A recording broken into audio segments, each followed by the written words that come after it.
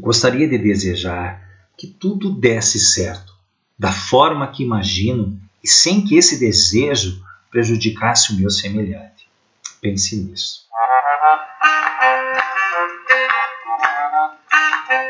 Olá, tudo bem? Eu sou o professor Maurício Minhoz. Vamos iniciar a nossa série de aulas de estatística ao som do Celeste. Amor, mas não me liga, que horror. Um sapatinho eu vou, lascou. A nossa aula 1. A gente vai trabalhar com estatística, conceitos gerais e arredondamento. Vamos lá.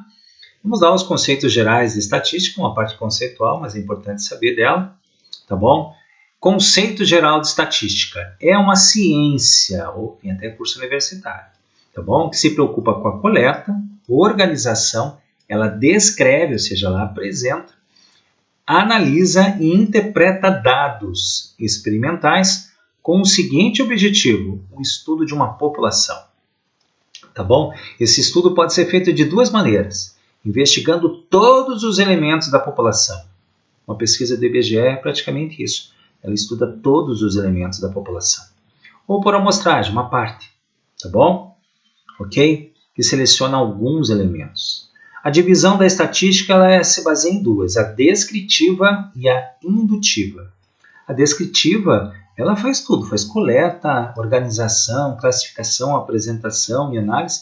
Mas como ela descreve, ela usa gráficos, tabelas, além de calcular medidas que permitem descrever um fenômeno que está sendo analisado.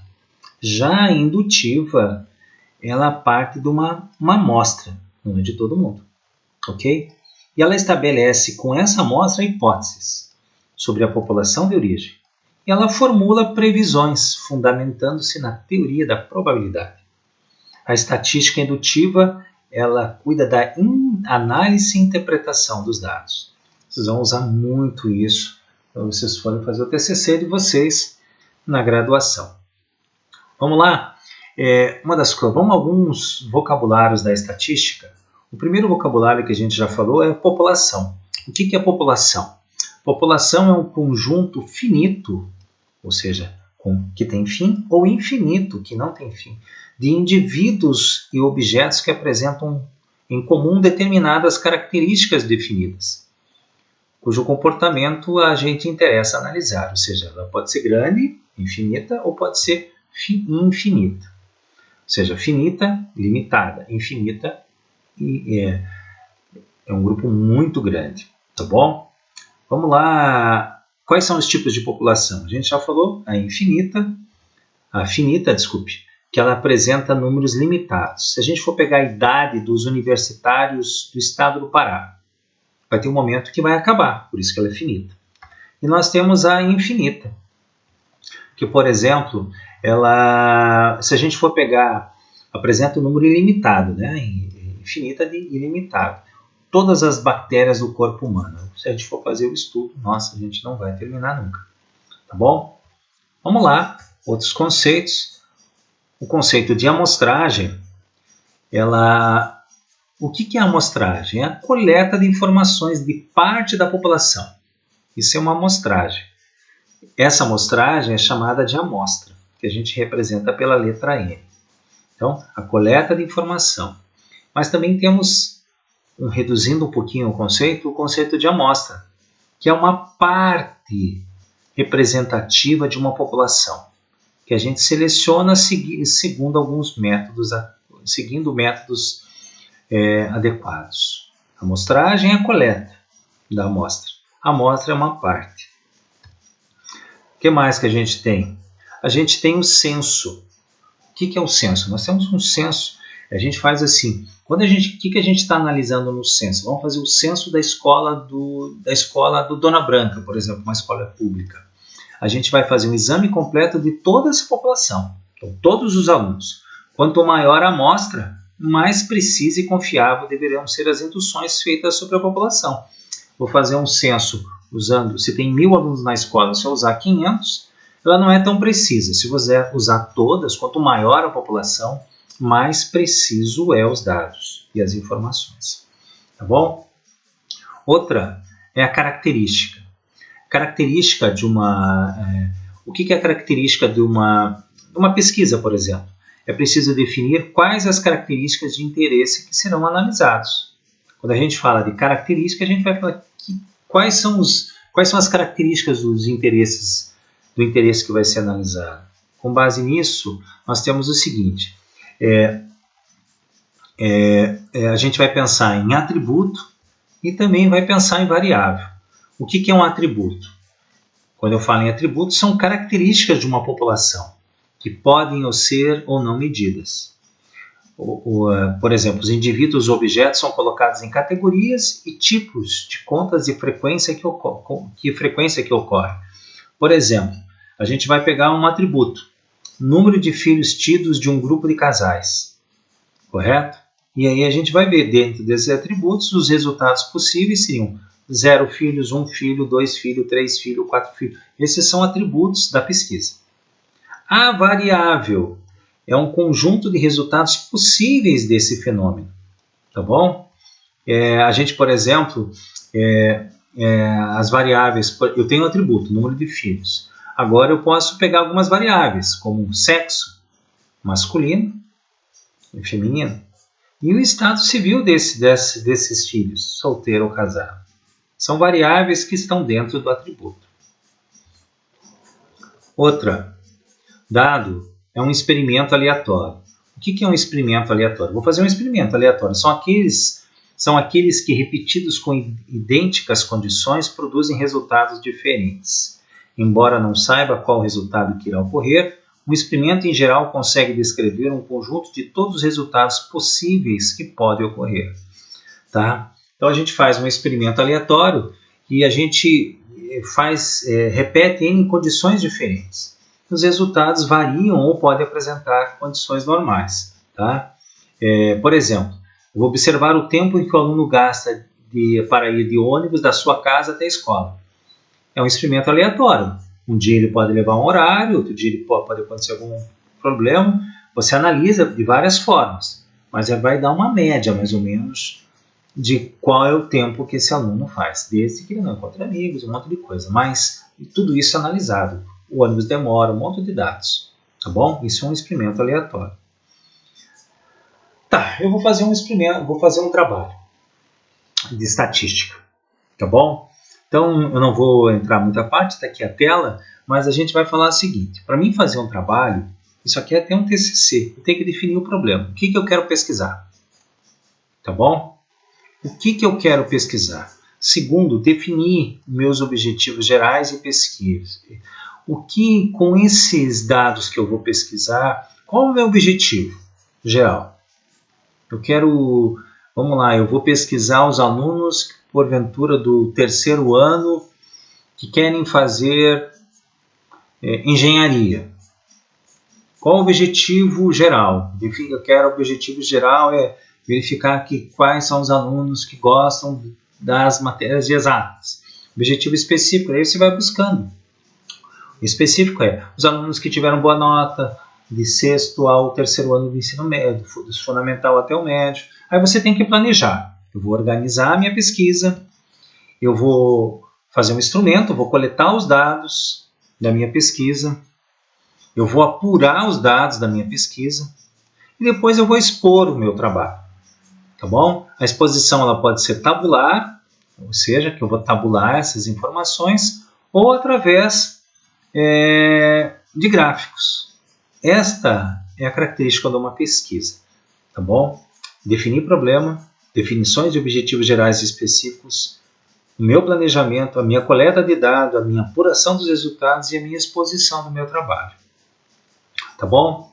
Em linhas gerais, esse é o conceito de estatística. Agora vamos trabalhar com um conceito um pouquinho prático de como a gente vai tabular os dados. De acordo com as normas de tabulação de 1993 do IBGE, essa é a fonte que eu tenho, tá bom? Ele tem uma regra de tabulação, tá bom? Vamos ver o seguinte, por exemplo, como é que eu arredondo o número 6,197? Ok? Vamos lá. Se eu quiser arredondar para o inteiro, 6,97, eu pego só um número inteiro, só 6. Se eu quiser arredondar, veja assim, a regrinha é, se o número vai ser arredondado seguido de 0, 1, 2, 3, 4, se ele tiver 0, 1, 2, 3, 4, pessoal, ele não se altera. Se ele passar do 5 para cima, ele passa para o próximo. Tá bom? Por exemplo, 6,197. Quem é o número inteiro? 6. Fechou. Agora, 12,489. Quem é o número inteiro? É o 12. Fechou. Agora eu quero trabalhar com décimos. Lembrando que é décimo, centésimo e, se quisesse, aqui o milésimo. Ó, o número inteiro, ó, vamos só colocar aqui 1,213. O décimo é a primeira casa, o centésimo é a segunda casa depois da vírgula e o milésimo é a terceira. Como é que eu faço o arredondamento do décimo?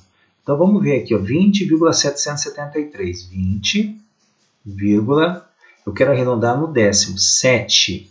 E agora eu vou olhar esse 3 aqui, tá vendo? 3. Como ele não passa de 5, se ele passasse de 5, ele passaria para 20,8. Como ele não passa, vai ficar 20,7.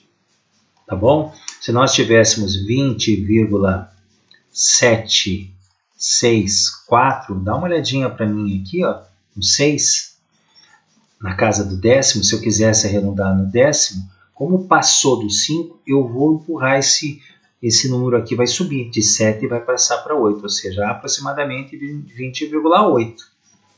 Tá? Se eu tivesse ali 1,31, olha aqui, pessoal, 1, ou seja, está entre 0 e 4, não vai arredondar, continua 1,3. Se eu tivesse 1,38, veja, passou do 4, não passou? Então a gente vai analisar aqui nesse caso, esse 8 vai fazer como eu quero arredondamento para décimos, vai virar 1,4. Já nos centésimos, a mesma coisa. Tá? Aqui eu tenho 35,992. Eu quero arredondar para centésimos. 35,992. Vamos lá. Esse cara aqui, olha que interessante, o máximo é 9, né? Então, esse 9, olha que legal, ele é o centésimo, tá? Eu quero arredondar no centésimo. Tá? Então, o que eu faço? Esse centésimo aqui, eu vou olhar nessa outra casa. Como não vai mudar nada, mas vai ser 9, né? Esse 9 que está aqui, automaticamente ele faz o quê? Que esse 9 aqui aumente uma casa. Então, 3599 vai passar automaticamente para 36. Tá bom? Vamos ver outra aqui, uma regrinha aqui, ó. Vamos lá, por exemplo, 3,991, ok? Casa do centésimo. Veja, o centésimo está em 9, beleza? Então tá, ele vai empurrar esse cara aqui para frente. Como ele empurra, não tem nada acima do 9 já é a próxima casa do inteiro, nós passamos para 4. Beleza? 2,98. Se a gente fosse arredondar na casa do décimo, beleza? Então tá, veja, o 9, nós vamos pegar aqui o 8, nós vamos empurrar ele para cima. No nosso caso, o que a gente faz? A gente passa esse 8 aqui para a próxima casa. Como ele vai passar para a próxima casa o 9, vai ficar 3 inteiros. Bem, vamos, por exemplo, os exercícios que a gente consegue definir melhor, tá bom? Vamos ver aqui. Se o número vai ser arredondado seguido de 5, 6, 7, 8 ou 9. Vamos lá, dar outros exemplos para ver se fica mais claro. Olha, do inteiro, 15, quem é o número inteiro aqui? É o 15. 15,504, fechou. Do inteiro aqui também vai ser 21. 21 não, né? Porque a gente vai pensar assim. Aqui tem a casa 5, olha lá. O 5, ele não arredonda nem para baixo, nem para frente. Ele fica no meio. Então, eu vou manter o 15. Já o 21,671, veja, a casa aqui é 6. Então, ele passa esse nosso novo número para a casa superior, para o antecessor. Então, de 21 vai passar para 22. Olha o 16,5, correto? Então, tá. Vamos arredondar para décimos agora. Eu quero que mexer nessa casa. Essa casa aqui só vai ser alterada dependendo dessa. Então, aqui é 7, passou de 5, eu passo para a próxima casa. Dá uma olhadinha que aqui agora virou 16,6. Os centésimos. Tá bom? Vamos lá. Para não ficar meio travado com aquele exemplo que a gente deu. Veja, os centésimos é essa segunda casa. Vamos dar uma olhadinha na casa de trás dele, é um 8. Esse 8, como ele é acima de 5, correto? Ele empurra esse 57 para ser 58. 215 e 500 para o número inteiro. Veja aqui, ó, é um 5, pessoal. Está no meio termo. Então, nós vamos fazer o seguinte, nós vamos arredondar para cima e nem para baixo. Nós vamos ficar com 215.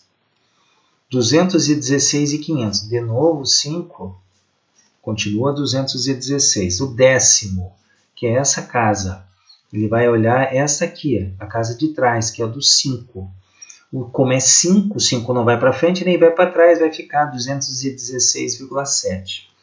Os centésimos. Então, nós temos o décimo e o centésimo. O centésimo é o 0, tá bom? Vamos supor aqui, se essa outra casa aqui for acima de 5, a gente arredonda para cima. Como não passa de 5, a gente vai continuar no 0. 216,70. Tá bom? Ok? Então, acho que ficou meio travadinho esse exemplo aqui, ó. Mas vamos lá fazer uma retomada nesse exemplo aqui que está aqui. Eu gostaria de retomar ele aqui, tá? Para o vídeo não ficar, não tem problema, a gente faz. Então, vamos lá. Aqui nós temos o inteiro, concordo, 6. Tá? Você vai olhar, a ideia é olhar sempre essa última casa aqui, ó, tá bom?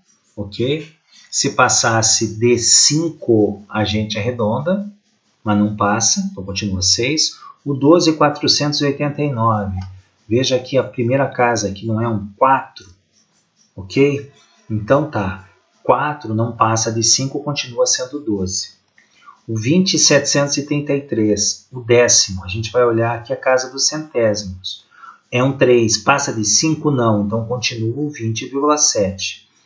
35,992, aí que tá o 35,992. Como eu quero a casa do centésimo, que é essa aqui, eu vou olhar esse cara aqui, beleza? E esse cara aqui nosso, ele tem menos de 5, então ficaria 35,9. O detalhe que 35,99, ou você deixa 35,99, ou você passa essa casa aqui para a próxima, porque passou de 5, então passaria de 9, o próximo número depois de 9, 35,99 é o 36. Pronto, dei uma retomada para ficar um pouquinho mais coerente. Agora nós vamos fazer um exercício. Vamos lá, vamos trabalhar com inteiro. Para mim poder arredondar para o inteiro, vocês param o vídeo e tentem fazer 1,2. O 2 é acima, lembrando, acima de 5, ele arredonda para cima. Abaixo de 4 não arredonda nada. Eu quero acima de 5, o 5 fica parado. Então, como é que é 2, vai ficar, como eu quero inteiro, vai ficar um inteiro. Olha o 6 aqui, tá vendo? Passou de 5, opa, vai arredondar o inteiro para cima, vai ser 13. Olha aqui o 0, opa, é menos de 5, vai ficar 9. 1,62, olha o 6, arredondou para cima, como eu quero inteiro, acima de 5 dá 1,7. Ou melhor, desculpe, é o 2 inteiro. 103,12, olha, é o 1, ok, não vai mudar, é o 103. Dá uma olhadinha na casa, uma casa depois da vírgula, do 13,92, é o 9, passou de 5, então arredondamos para o próximo, que é 14. 3,02, veja aqui a primeira casa do décimo, ele é menos de 4, então fica no 3 inteiros. 13,92. Olha o 9. 9 está acima de 5. Então, passamos para o próximo inteiro, que é o 14. 3,56, cara. Não adianta que é 5 aqui. Beleza? Então, 5 está no meio, então a gente não vai mexer nada. Vai continuar no 3. Uma casa atrás da vírgula, no decimal. A pergunta vai ficar 5,2 ou 5,3. Então, já vou colocar o 5 aqui. E aí eu vou olhar essa outra casa aqui, acima de 5. Sim, então vai ser 5,3. Olha o 312. Beleza? Dá uma olhadinha na casa decimal, que é o 5. 5 não fere, não cheira, né? Tô brincando, né? Ou seja, ele continua 312,5. 9,44, de novo, não tem nada acima do 5. 9,4, continua. 11,62, dá uma olhadinha, aqui é um 2, não é acima de 5, continua sendo 11,6. 563, a casa decimal, quem é? Dá uma olhadinha aqui, é o 2, então ele não acrescenta, vai continuar 563,9. 0,07, ó. Esse 7 é acima de 5, então vai ficar 0,1. 13,97, esse 7 vai aumentar esse 9. Aumentando o 9, nós vamos para o 14 inteiros. 233,09. Dá uma olhadinha nesse 9, esse 9, tá bom? Ele vai fazer com que o décimo nosso aumente uma casa. Centésimos. Nós vamos deixar uma parte do inteiro e uma do 2. Agora vamos analisar. Como é o centésimo que eu quero analisar, vou pensar no 4. O 4 não é acima de 5, continua 3. O 29, vamos lá, o 29. Ok? Vamos pegar o 29. Eu quero o centésimo. Esse aqui é acima de 5, então vai ficar 29,94. O 43, vamos lá, comigo está aqui o 9, beleza? O 9, aqui é 6, ele vai subir uma casa, então esse 9 vai virar 1. Então vai ficar 43,1. 5,347 é o 5, olha o 7 como é centésimos, né? Eu quero essa casa. Essa casa aqui é 7, é acima de 5, então vai ser 35. 9999, essa nem precisa saber, né? Porque essa aqui vai empurrar essa para cá, essa aqui vai empurrar essa para cá, vai virar 100.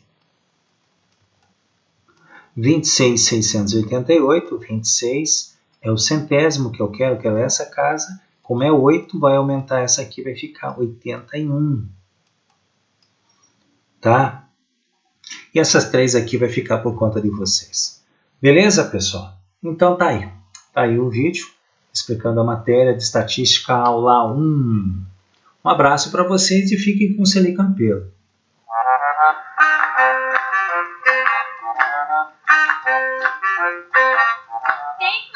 18 de junho de 1942, nasceu Célia Benério Campelo, a popular Celi Campelo, uma das precursoras do rock nacional.